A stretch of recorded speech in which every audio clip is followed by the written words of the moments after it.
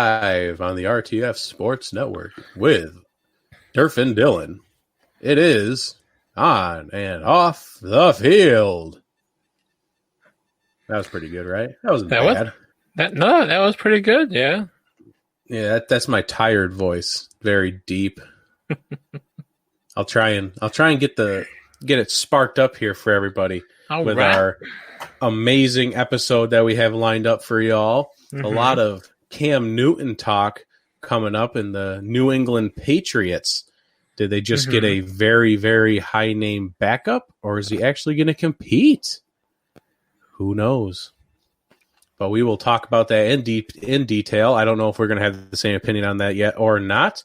But if you notice that I am tired, the bag's under the eyes, or that my sign moved, everything is in disarray. The baby is home. We've had her here for what, two nights, I think. Mm-hmm. Yeah, we rolling in baby. So taking over my life. Yeah. So if you're tuning in, share, subscribe, follow, like, and Turf, where can they do all of that fun stuff? Oh, they can do all that fun stuff on Instagram, Facebook, and Twitter. You can also go to our YouTube channel, which we are currently streaming live to, where you can also find uncut episodes, our live shows after we are live, or right now, and other great content. Make sure to head over to onandoffthefield.com to learn more about the show, as well as where you can find our episodes on all podcasting platforms and charities that we are involved in. Make sure to rate and review the show on iTunes and Apple Podcasts so we know how we are doing and what you like or dislike about the show, because it is you, the listener, that we want to hear from. Yeah, if we suck, we got to know. I mean, exactly. You can't just sit back and be like, this show sucks and walk away. I mean, you might as well tell us why we suck. We'd appreciate it. Yeah. Also, head over to rtfsportsnetwork.com, where you can catch On Off the Field on their new live show time on Tuesdays from 7 to 8 p.m. Eastern Standard Time. And our new recorded show time slot is now on Fridays from 11 a.m. to 12 p.m. And while you're prime time. Oh yeah, prime time.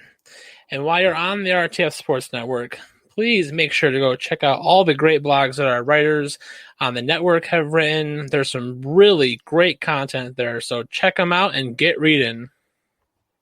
Yeah, those blogs are actually really great. Yeah. The CEO and talent acquirers of RTF Sports Network have done a really great job of going out and finding blog writers. There's a lot of good ones on there. I was reading a couple of them, like, this is RTF Sports Network content. This is what we're writing. Like, holy cow. Like, I was honestly impressed. Tom Casey tuning in. Cam Newton's going to tap that Buffalo A. Oh. I can't wait till we get to the Cam Newton talk in this show. It's going to be I think it's going to be a lot of fun. And Casey, bro from college, Seahawks suck, but never on and off the field. On and off the field, well, if we do suck, you got to let us know, like we said. Yeah. You can always talk to us, DM us, leave it in the review. I prefer you not leave it in the review. I'd prefer we get more 5 stars than not, but, be honest. Just be honest. Yeah. Thanks for the love, Casey. And I can't wait to get talking on Cam Newton stuff. But first, as always, on and off the field, we start with the other sports. Oh, we skipped a couple things. I'm so sorry. I'm too tired. I'm too tired to even turn my head to look at the notes. Normally, we just do the warm up and move on. We had other things to talk about first. Just we got really a couple quick. Other things that are new. The charities tab's still up. Feeding America fundraiser still out there. The Boys and Girls Club of America still out there. That's our current one, is Boys and Girls Club of America. I emailed the Boys and Girls Club of Rochester, and I have not received a response about if they would like to participate in some kind of event. So I'm going to hit them up again at some point when I have some time. But also, to help our fundraising efforts for the Boys and Girls Club of America, we are starting our own on and off the field fantasy league, and probably a pick'em league to go with it.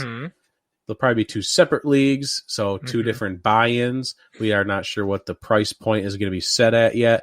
But right now, the only requirement that we have is you're on the On Out the Field family, OOTF family group page on Facebook. If you would join that, that's where all the fantasy football talk will be going on. I'm not going to spam the On Out the Field Facebook page. People that aren't in the fantasy league, I'm not going to spam them with information about the fantasy league. That'll be staying in the group, except the rankings. If you're in first place, I want to make sure the world knows about it. We'll make sure everyone knows it, that you are in first, and who's in last will shame you as well. It might be me. But yes, there'll be a buy-in for that, and all the buy-in funds will go to the charity that's the Boys and Girls Club of America. Will go towards our fundraiser. So it might be $20, it might be $30, $40, $80, $100, $200, $500. Who knows? Probably not that. Yeah, but those are the only requirements. Got to be available. I want everyone to be available for the draft. We might do the draft live. Probably, if we have that technology, we'll do it live. But just pay the fee, join the OTF Facebook group page, and that's it. And we really hope that a lot of people participate in that because 1, it'll raise charity, and 2, it'll just be a lot of fun. If we have to do 2 different leagues, we'll do 2 different leagues. So yeah. All righty. That's everything now. That's everything. That now, as always, on Out the Field, we start with the other sports. God, I hate myself so hard. It's like I said earlier in the show, probably in the first 4 minutes when we weren't even live on the network yet. Like I said, it's just, I feel like I haven't been behind this mic in like a month. And it's only been a week. I feel like it's been so long. Oh my God. So tired. No, with the other sports, yes. What you got on the docket first? So real quick, kind of breaking news, kind of considering something that we've been talking about with a lot of the other sports going on as well as the NFL.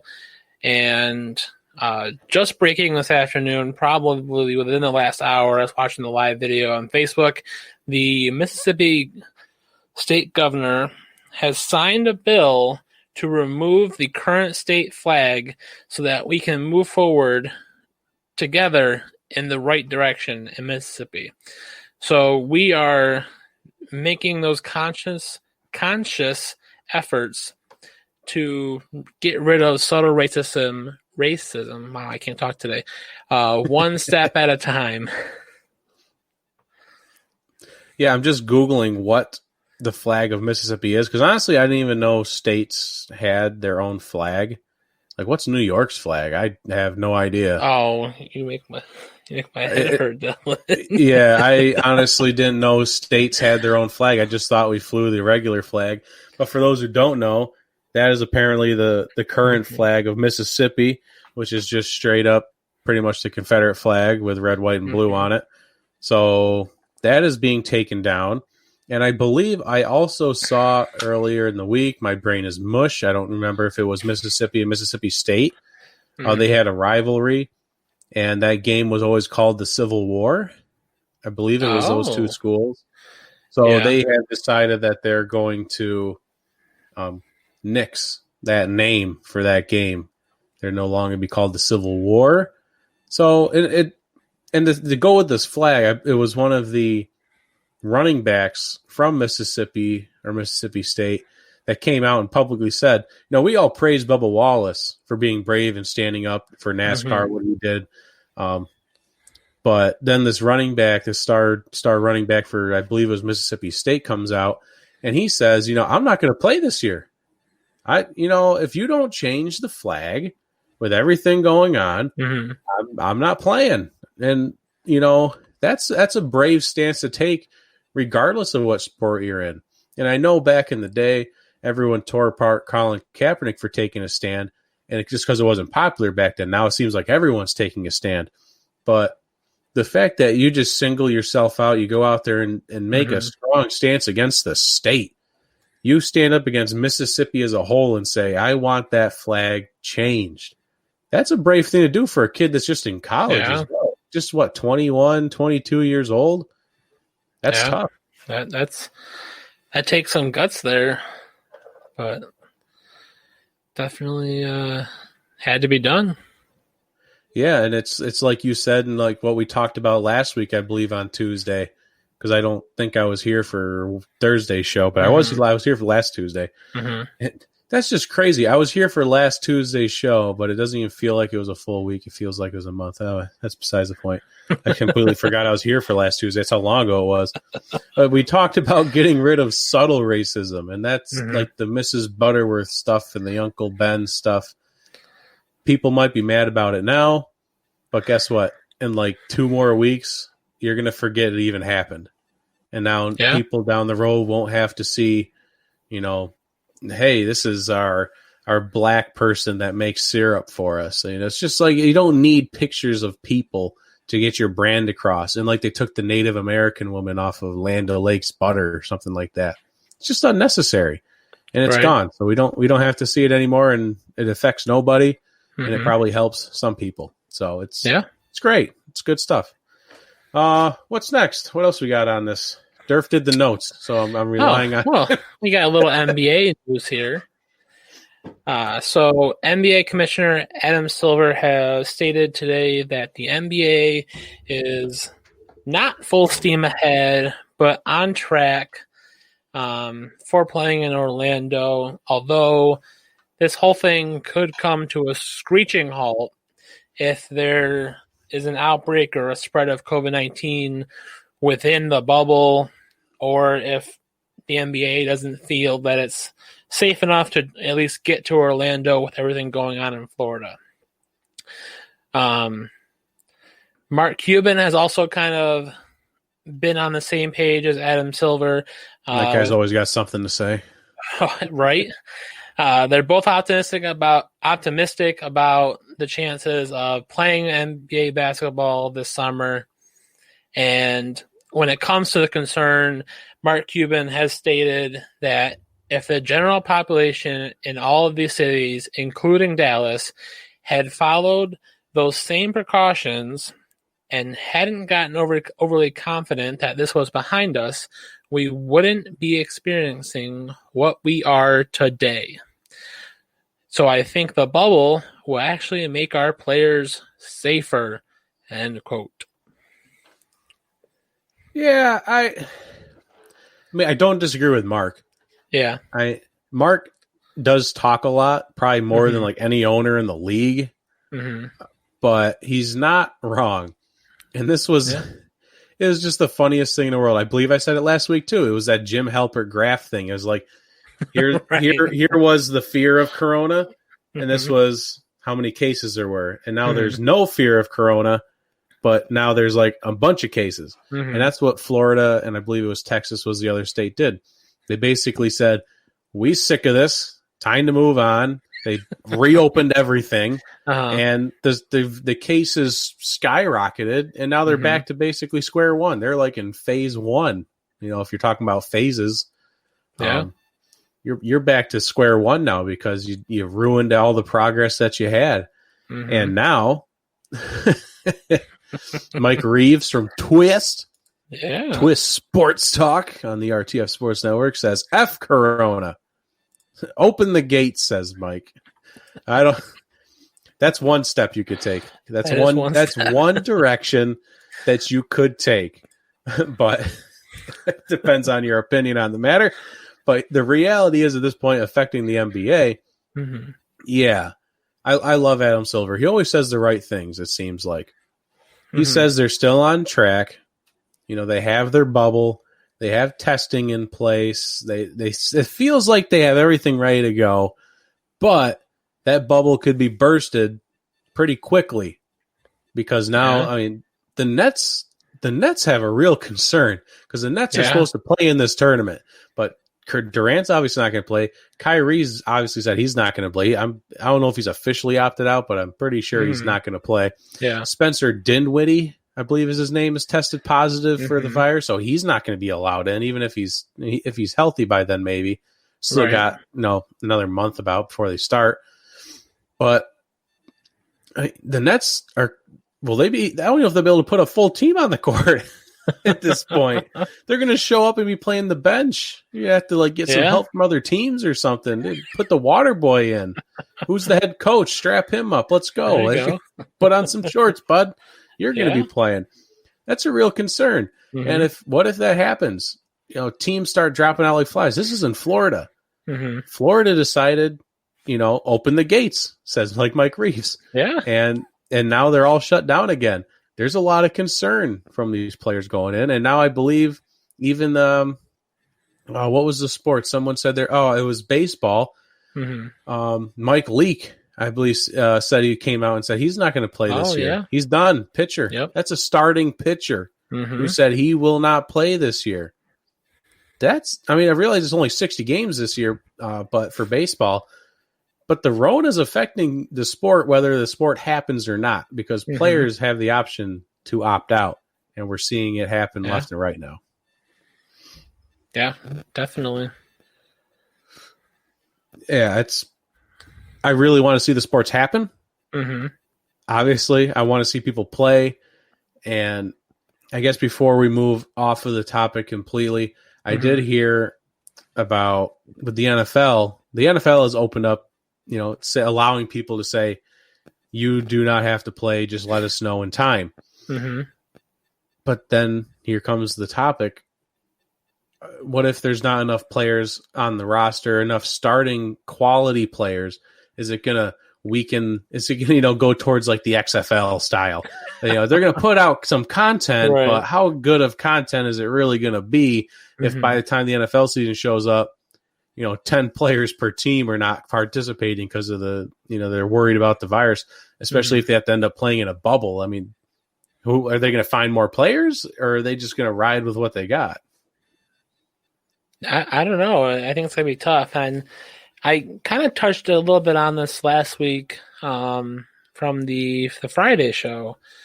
And you can't really put the players in a bubble like you can the NBA.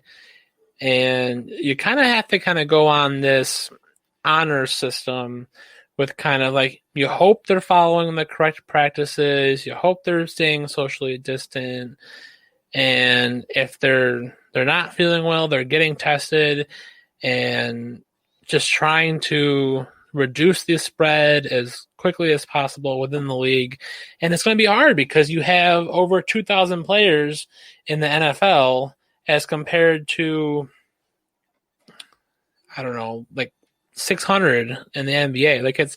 It's so much difference in volume of people involved in the NFL as compared to they are to the NBA in just Orlando. Right.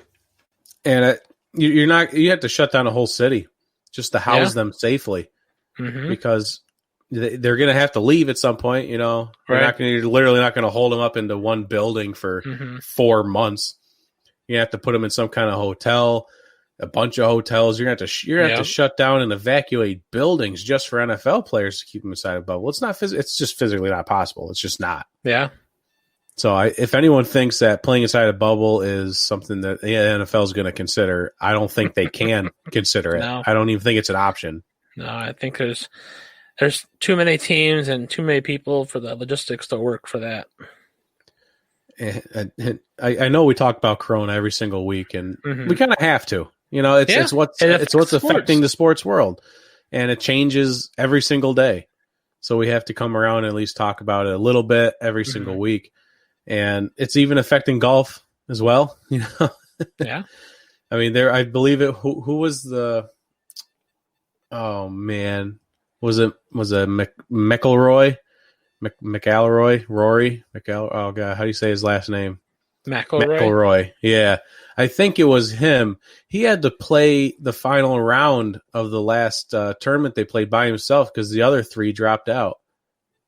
Oh, wow. They didn't want to continue playing because one of the golfers tested positive, and he played that round by himself. He didn't. The other 3 dropped out of his group. So probably the most peaceful playing he's had in a while. Oh, it must have been so nice. He was probably playing very fast. Yeah, probably. In a PGA tournament, has anyone ever gone up to the next people on the tee box? Hey, can I play through? McElroy's up to the next group before. Yeah, my guys aren't here. Can I play through? I mean, it's legitimate. Yeah. He's just sitting there like, guys, come on. It's like I was playing golf and I got stuck behind a group of 4 that were in carts, and I was walking, and I still caught up to them, and they wouldn't let me pass. I was standing behind them while they were teeing off at a tee box, just standing there. They didn't even ask me if I wanted to pass them. It's like, what are you? Hello? Anthony's. Yeah, Rory was lonely. Oh yeah, I'm sure he had his caddy at least. I think they're still allowed caddies. Mm-hmm. So I think so. Yeah. God forbid PGA players would have to carry their own clubs. Oh my, the world would come crashing down if they had to carry their own clubs. Maybe give them a freaking pole cart or something. Oh, there you go. You're trying to reduce the risk, but yet the caddy's still there touching every club. Yeah. Whatever. Pampered golfers. I wish I had a caddy with me every time I got to play, and he told me every club I had to use for every shot. That sure would be nice. Oh. But I think that's all we have for the other sports. I think I'm tapped out, at least on everything I have from memory. I think that's that means we're moving on to our next segment, as long as I'm not forgetting something in between this time. No. NFL news. Yeah. Moving to our main segment of stuff that we actually know what we're talking about, because this is our forte right here, like Matt Forte. What's he doing these days? He's not in the league anymore, is he? I feel like that was generations ago. No, I thought. Yeah, I'm not entirely sure where he is. I want to say. Do you want to say he's still in the league? I want to say 2 years ago he was still in the league. I don't remember last year though. I'm Googling it right now. You're Googling it? Yeah, I kind of want to see. I know he was with the Bears, and then last I knew he was with the Jets, I think. Oh, well, it says he did. Yeah, Forte decided to retire after an injury-filled 2017 season with the Jets. Oh. So 3 years ago now, basically, but yeah. Yeah, 3 seasons ago, roughly. Mm-hmm. Yeah. Matt Forte. Man, that's a name you haven't heard in a while. Right. Dominated with the Bears back in the day. Oh, yeah. Back when that team was relevant. And that offense really wasn't even relevant back then either. They beat the Seahawks in a playoff game back in the day. I know that. Mm-hmm. Back in 2006. Oh, boy. I think it was the year after Beastquake. I think it was 2006 or 2007. Yeah. I remember the game because they made it into the playoffs. I was so happy. Mm-hmm. I believe they even won their first playoff game. And then we go to Chicago, and it's like, yes, this should be a steal. We should be able to take this game and just keep moving. Yeah, they laid an egg that day. It was a snowy day in Chicago, and they lost it. That was so long ago. Gosh, darn. Oh, that was the Bears Colts Super Bowl? Oh, I wish I could tell you. Oh, I think that's what it was. I think that was when Manning. I have to do a lot of research to find that out. I believe that's when Manning won his first Super Bowl. I think. Yeah, I'm just jogging my memory, but I want to say that's what it was. But moving on. Hey, well, while you do the first NFL news segment, you can read that off, right. And I'll research what year that was and who won that Super Bowl. All right. Well, I'm sure most of everyone watching or listening here has seen the news, but Cam Newton has finally found a team, and it's the New England Patriots. Boo. Cricket. It's a 1-year deal that is extremely incentive-laden, which will allow him to max out at $7.5 million. That is a huge steal for Bill Belichick. If Cam Newton exceeds expectations because he can stay healthy. So with Cam kind of joining the team, now the media is blowing up and saying, oh, well, who gets QB1 on the depth chart now? Is it Cam or is it Stidham? Yeah, I'm not too worried about it. He's not worried about it. I'm not worried about it. Huh. I think the last game that thinking the Bills playing the Panthers when Cam was still there would have been 2017 season, and I believe the score ended up being 13-9 Panthers, and the Bills almost had it. So, is that the one? Isn't that the one where Josh Allen just overthrew the receiver just barely, or the receiver quit on the route, and it would have been a touchdown? Oh no! I kind of remember that play. Who was that against? That play. Oh, that was 2018 because that was when we had the different receivers. Right. But I can't remember that play though, and it was the guy that's not on the team anymore is the receiver that just barely missed it. That got. I think he's in Oakland these days. Oh, Zay Jones? Yeah, Zay Jones. Yeah. I remember that play. Yeah, so that would have been 2018. 2017 would have been when Tyrod Taylor was still with the Bills. Right. That would have been Sean McDermott's first season as the coach there. But, yeah, I don't know. I feel like this Bills defense is even better than it was 3 years ago. I don't think Cam's better than what he was 3 years ago. And while it's still a Patriots team, but am I really worried? Not really. So naturally, I was listening to Dan Patrick this morning while the kid was napping. Yeah. And Dan Patrick says he got a text from a NFL scout that spoke with the Patriots behind the scenes. And Dan Patrick has a lot of very good, reliable sources. Like 90% of the time, if he has a source that says something, that's what comes true. It just is. That's why I love his show. But he said, in talking with the Patriots said they are realizing a changing game. They're realizing that the Baltimore Ravens are the blueprint of the future of NFL offenses, and that the New England Patriots have been talking with a lot of college coaches and college offensive coordinators and what they see and what is successful in those kinds of offenses and how they run those kinds of offenses in college. And I found that interesting because he never went on to say, does that mean they're considering Cam more as a starter, or if they're looking, it doesn't really grow. It's just kind of what he said. Yeah. But it makes you wonder now. They bring in Cam Newton, and everyone said, well, that's not their style of offense. Jarrett Stidham is that style of offense. He's going to drop back, and he's going to just stay in the pocket, and they're going to get rid of the ball in 3 seconds or less. Cam Newton, a little bit more mobile, although older and injury-prone.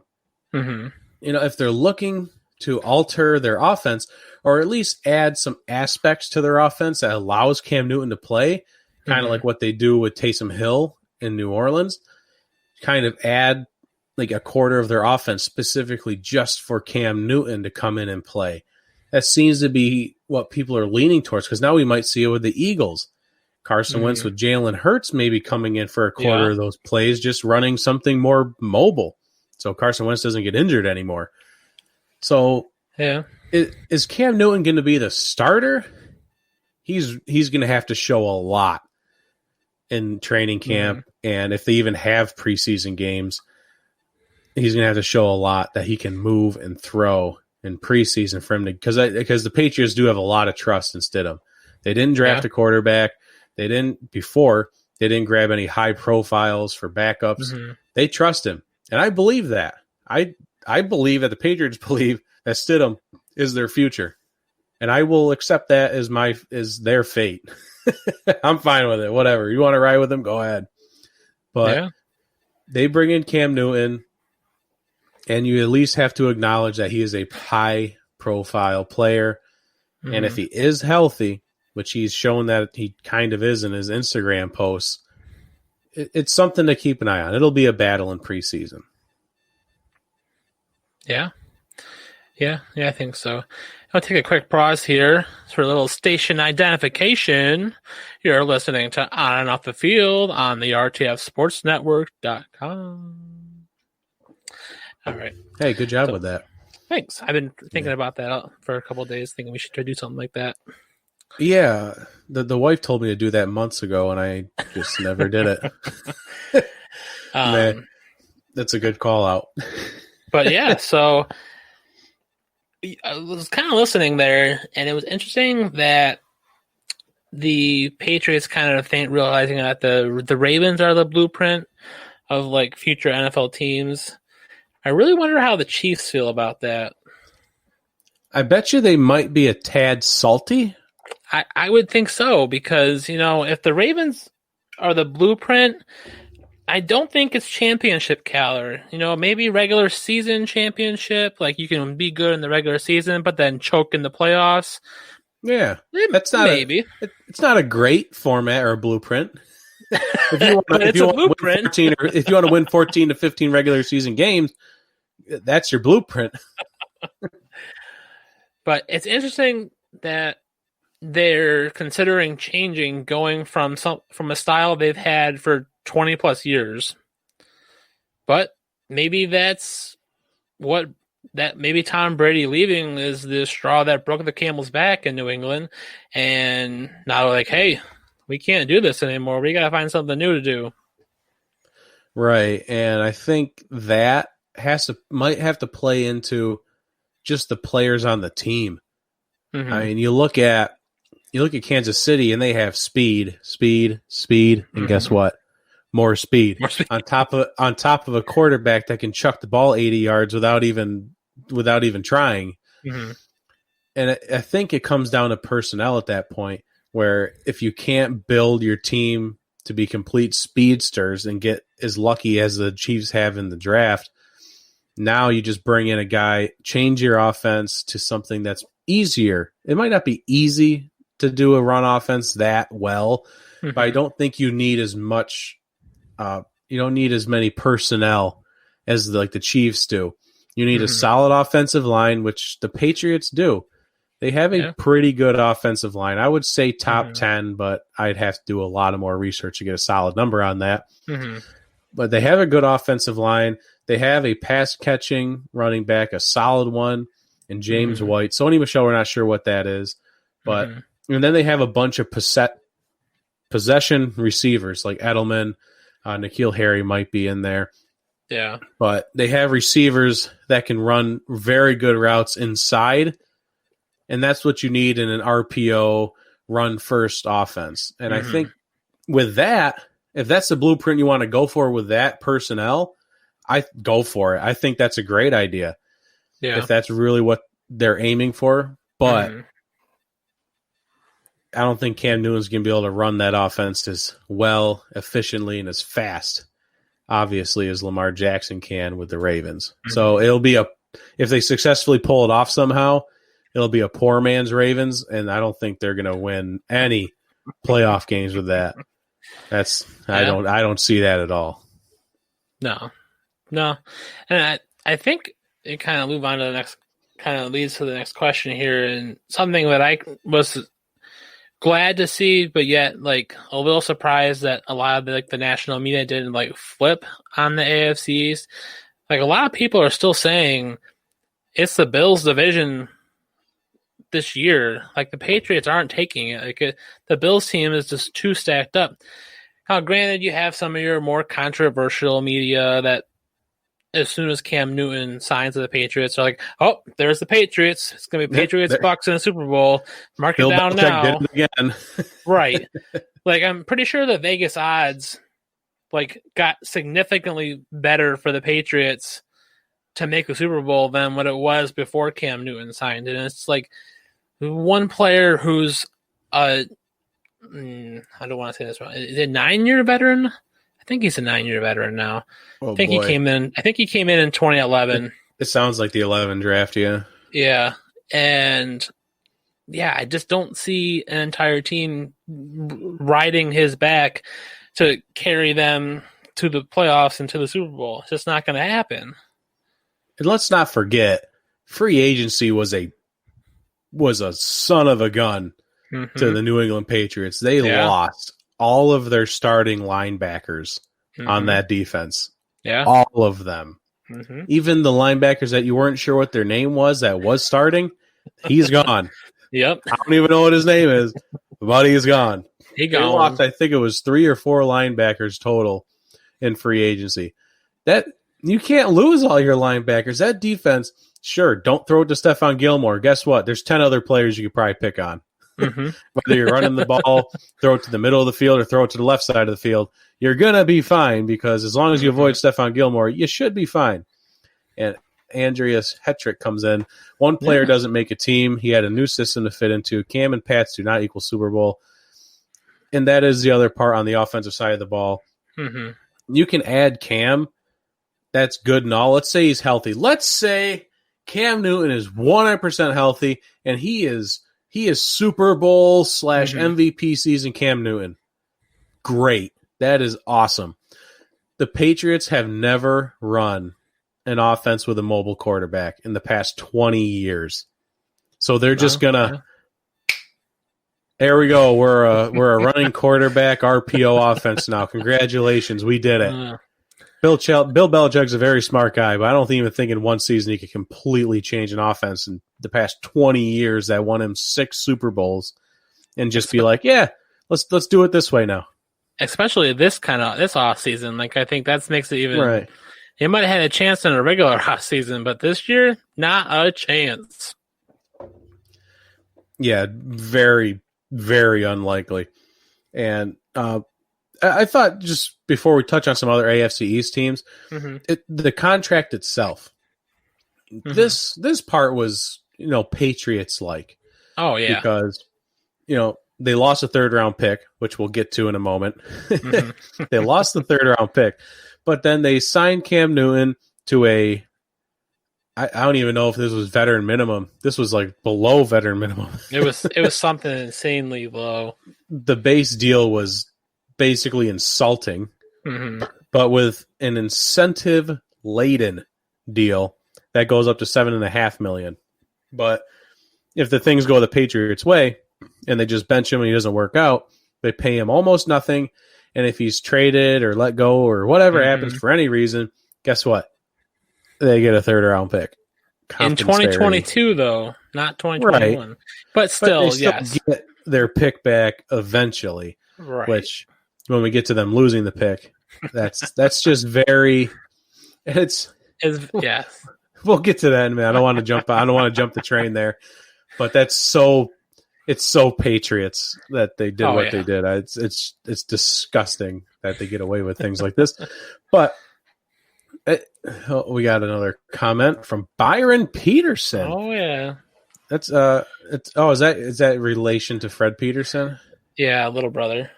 Oh, what's up, little bro? And Andreas is my older brother. You got a lot of brothers. Yeah, I'm Is it just those two? Just those two. Middle child. Yeah. All right. What do you think the Bills are going to do about the different styles of their quarterbacks? Because they have. Josh Allen, who is very mobile. And then they brought in... They have Barkley. Who's just trash. Just throw him away. He's short in the pocket. He's up in there. Hope for the best. But then they brought in Jake Fromm in the draft. So, yeah. He's not super mobile. He's definitely... more. From what I know from his time in college, he's more of a pocket passer, but... They got a real kind of a mix there. I mean, I think it's still Josh Allen's team to lead and develop better, and I think he's going to take that next step this year. But, yeah, I think that's what the Bills are going to do. Yeah, the Bills have a nice mixed offense, I think. I think they have the ability to do both styles. I don't think they're really an RPO-driven offense, run pass option for those that don't know what that is. I don't think they really go with that personally. They're more of a you're going to drop back with Josh Allen. He's going to chuck it 30 million yards downfield, or they're going to hand it off to Singletary. But Josh Allen's also very good at dumping it down to his third option there, whatever his running back came out of the backfield, whatever the case may be, the safe option there. It's definitely I think it's a pass first offense, which is kind of odd when you think about Josh Allen's accuracy. So if, let's say they come in, he is a mobile quarterback. I don't think their offense is driven by being a mobile quarterback. So yeah, Jake Fromm comes in there, he has to, or even Matt Barkley comes in there. I think they're all able to pass it pretty well. So right. I think they all have generally the same style, although Josh Allen's the most athletic by far. Yeah, definitely. Michael Buckheister from the Mike and Mike Man Hour on RTS Sports Network. Josh Allen's team to lead to an 8-8 season. Had them at 10-6, now 8-8 because they're going to lose to the Pats twice. Nah. I don't know about that. He's got hot takes over there at the Mike and Mike Man Hour. His other show was Just for Clicks. If you take the title with this, it's just for clicks over there. It was a good show. Just for Clicks is good. And Mike and Mike Man Hour is going to be even better. So make sure you check them out on the RTF Sports Network. Michael Buckheiser, prove me wrong, he says. Well, the Bills will try if there is a season. Yes, if there's a season. Oh, all right. Well, let's get to just the next part there with the Patriots that we wanted to talk about. Was they were finally punished for Spygate 2.0. The Patriots production crew was filming the Cincinnati Bengals sideline. They're apparently videoing an advanced scout for their Just Do Your Job series, whatever the heck that is. So they're officially punished, and it was $1.1 million in club fines, loss of a third-round pick in 2021. The Patriots television production crews will not be allowed to shoot any games during the 2020 season. Senior club officials will have required training on league operations and game policies. And in addition, David Mondillo, who was suspended by the team at the time of the NFL investigation, is banned from NFL facilities until further notice. Prior to the league discipline, Mondillo was terminated by the Patriots. Talk about a scapegoat. What a garbage. Yeah. This dude was... God, I hate saying this, but the guy was just doing his job. It sucks to say that out loud. He was just doing his job. And he's like, oh, you got caught. Sorry, you're fired. That's what the Patriots did. They're like, sorry, got caught. We have to get rid of him. He's like, wait a minute. And they boot him out the door. Like, oh. Yeah. Isn't that just terrible? That is terrible. But it's not his decision to do this half the time. He's being told by someone higher up that makes a lot more money than he does, hey, go do this. If you get caught, I don't know who you are. Right, exactly.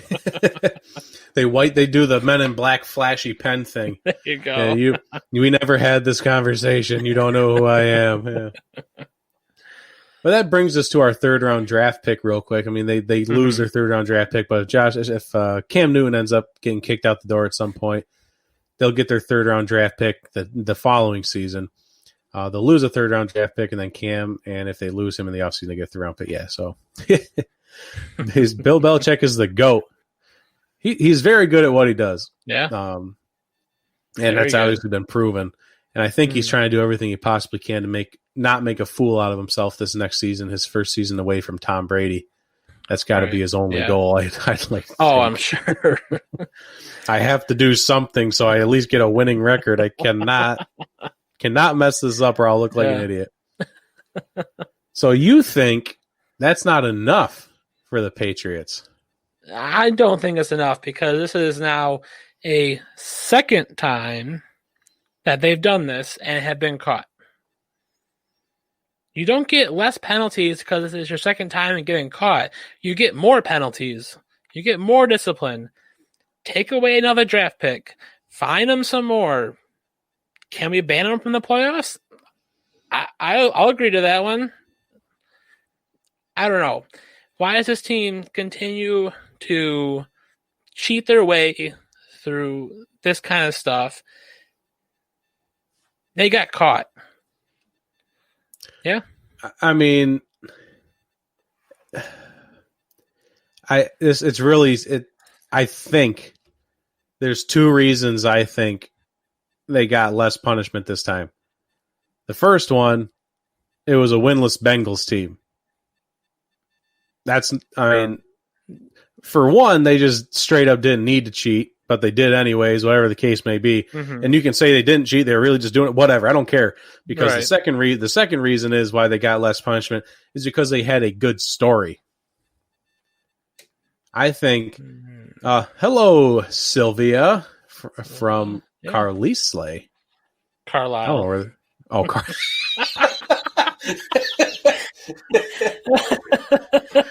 That's Carlisle? Yeah. What? That doesn't... Carlisle. It's a good story team. Anyone else would have got death. And that's my other point. One, it was the Bengals, and two, they had a great story. It was the Just Do Your Job series our guy was recording, and he was just doing his job. So Bill, shut up. I don't care what the story is. If anyone else got caught doing that, they would have had their head coach executed on the block. Yeah. They would have started out the next draft with him getting his head chopped off. Yeah. You got lucky. It's just because you're the Patriots. You're the golden child over there. So I don't think it's enough. Yeah. And unfortunately, I'm sitting here going, it was just the Bengals, because I got sucked into the story. I got sucked in. Right. But the reality is they cheated twice doing the same exact thing. Mm-hmm. Ooh, excuse me. And unfortunately, the guy actually recording caught the most flack for this, like losing his job. Why do they film these teams? You asked. No one got caught filming these teams. They filmed everyone. Mm-hmm. And people can say there's cameras everywhere. You can literally watch a game on televised on CBS, a 1:00 game, and probably see as much as that guy got filming the game from his seat. Mm-hmm. You can make that argument, but that's really not the point. The rules state you cannot point a freaking camera from behind the sideline and gain knowledge from that, no matter what you're doing. So they got the axe. That's as hard as the axe will come down. It might have just been a slap on the wrist again, but that's all they're going to get. So since we're running a little short on time, we're going to move into our next segment, which is Durf's child here, is the NFL Division Reset Free-for-All. Go ahead and explain that real quick, and we'll get it kicked off so we have enough time. Yeah, so last week, if you watched last week's show, or we're joining us live, I did a division reset based on teams not leaving conference. This week, it's a free-for-all. AFC teams going over to the NFC, NFC team going to the AFC, and this is what I came up with. Let's do it. Excuse me. So let's start with the AFC North. So AFC North, I had the Bills, the Bengals. If you want to drink more water, I'll do it. The Browns, and the Lions. I don't know. There you go. There we go. There you go. Yeah. So AFC North, Bills, Bengals, Browns, Lions. You could literally take a bus to all those locations. Yeah. Yeah. That's a tight nucleus there of a division. I like it. So and you got that is labeled as the Rust Belt division. Oh, yep. So I like that. I like the names you got down here. I like that. Yeah, it was kind of like, what do these teams have in common? Why am I kind of mixing matching conferences? And the AFC North, I kind of see it as that you're around the Great Lakes. A lot of that was booming manufacturing town. They now kind of consider it like the Rust Belt because production teams and everything left the U.S., moved it overseas. You don't have it there anymore, so now all these buildings are rusting. So that's why I went with that. Oh, all right. I like that. That's clever. Yeah. So let's go to the NFC North. And this is the one that I didn't change last week. This week I made a little change. NFC North, I have Vikings, Packers, Bears, and Colts. In the Mississippi River Valley division. Yeah, so I call really not that big a change. Yeah, it really isn't that big of a change. Instead of having the Lions, which I put in the AFC North, I took the Colts and put them over to the NFC North because they're a little bit closer to the rest of the other teams. So I thought, why not? And then looking at a map, kind of figuring out they kind of all those areas kind of feed to the Mississippi River. So that's where I was. That's where I was going with that. Sure, why not? It was really close to being like the ice division or the snow division, but the Colts play indoors like a bunch of babies. That's very, very true. Don't the Vikings play indoors now too, though? Didn't they change their stadium? Yeah. Well, no, they've always been indoors, but when they were rebuilding the new stadium, they played outdoors, and it was like a huge issue because they played later than what the college team had played in that stadium. So like the field was like literally ice, and you couldn't play on it half the time. And that was the Seahawks Vikings playoff game. Yeah. Yes. Yeah, that would have been the doinkers on the field goal there. Oh, that was. Was it just what wide? Was his name? It was like wide left by a mile, and it was like an 18-yard field goal. Whatever his loser name was. But yeah, I'm banking on it. All right, so let's go to the AFC East, where I have Steelers, Patriots, Giants, and Jets. I love that division. I think that's a great division. And the reason, and kind of one of the things I was looking at in that division is the Battle of New York City. Yeah. Not the state, just the city. Between the Giants and the Jets, because they play in the same stadium. So it's like, whose paint gets on the field? Do you just leave it blank and make it all green grass and put an NFL logo in the middle and be done? I don't know. But could you imagine having both of those fan bases in that stadium at once? Be chaos. It would be nuts. I would love it, though. That'd be so amazing. But the other thing on top of it is now you have the Patriots and the Giants. So you have Brady and Eli twice a year. And Eli obviously spoiled 2 Super Bowls for the Patriots. And then you also have the Patriots and the Steelers, who have the Steelers back in the day, had a great history. Maybe either one of those teams could have had a different history being in the same division. Yeah, obviously they're in the same conference still, but playing twice a year could have changed a lot of things in the past. Oh, yeah. Yeah, definitely. So we'll move over to the NFC East. And this is a little different. Ravens, Eagles, Redskins, and Panthers. And I'm calling this the Mid-Atlantic Division for the NFC East. That's a could have had the Battle of the Birds there. Yeah. Playing twice a year. Battle of the Birds. They're kind of, besides the Panthers, they're kind of in like that Mid-Atlantic capital beltway area. Like they're kind of near the nation's capital. So, but yeah, that could have been a fun division. Yeah, definitely. So let's go to the AFC South. Michael says he loves y'all. He loves us. Oh. Love you too, Michael. Love you too. So AFC South. Let's go with the Titans, Saints, Texans, and Cowboys. Thank God the Cowboys are out of the East. Yes, they don't need to be over there anymore. They need to be in the South Division, and this is the Battle of Texas here, twice a year. Yeah, let's do it. Let's do it. It's about time. That needed to happen for so long, and now we have it. Yeah. Yep. And then just having the Saints and Titans in there too. Like the Titans still have the history of the Houston Oilers. Yep. So it's almost like technically a 3-way for Texas there.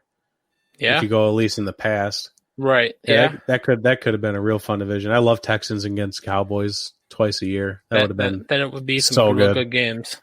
Yeah. So moving on to the NFC South, I have the Falcons, Jaguars, Bucks, and Dolphins. And the kind of thing here is that I'm looking at is that all three Florida teams are in the same division.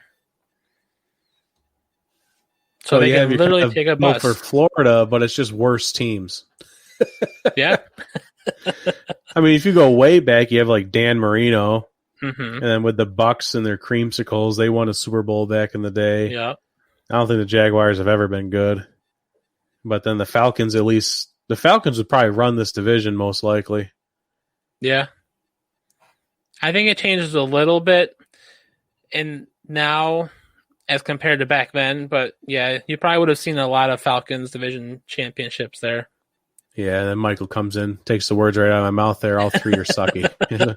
It's kind of like the Battle of Texas with three good teams. Then you go to Battle of Florida, it's just like no one cares. It's terrible. Oh. And the Jags beat the Broncos in 97. That must be a Super Bowl reference. So there we go. The Jags were good at some point. Oh, no, that would have been AFC, something in the AFC playoffs. Oh, that's right. They were actually, from what I remember, they were actually pretty good when they came out during their debut first few years, and then you'll lose all those veteran players that go into an expansion team, and then they kind of rebuild and rebuild and rebuild and rebuild.